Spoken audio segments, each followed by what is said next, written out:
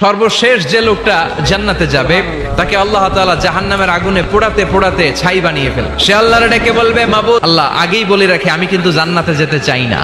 তোমার জান্নাতটা তুমি কত সুন্দর করে বানিয়েছো, আমি একটা নজর শুধু দেখতে চাই। এবার জান্নাতের গেটের সামনে বসে বসে জান্নাতের সৌন্দর্য দেখা শুরু করবে। সুবহানাল্লাহ। এয়ার কন্ডিশনের রুমের দরজার বাইরে দাঁড়ালো, এয়ার কন্ডিশনের রুমের একটা ঠান্ডা বাতাস গায়ে লাগে না? তো ও যখন জান্নাতের দরজার সামনে দাঁড়াবে, ওর গায়েও এরকম জান্নাতের ঠান্ডা বাতাসের হিমেল ছোঁয়া গাটাকে শীতল করে দিবে। ওই হতভাগা লোকটা বলবে, আল্লাহ এত সুন্দর জান্নাত তুমি বানালাম, চোখ দিয়ে সৌন্দর্য দেখি, কান দিয়ে আওয়াজগুলো শুনি, হুর আর গেলমান হেঁটে বেড়ায়। ও আল্লাহ, আমারে তুমি মাফ করে দাও, জান্নাতের চিপার মধ্যে এক কর্নারে তুমি একটু আমারে জায়গা করে দাও। আল্লাহর দয়া হয়ে যাবে, মায়া হয়ে যাবে।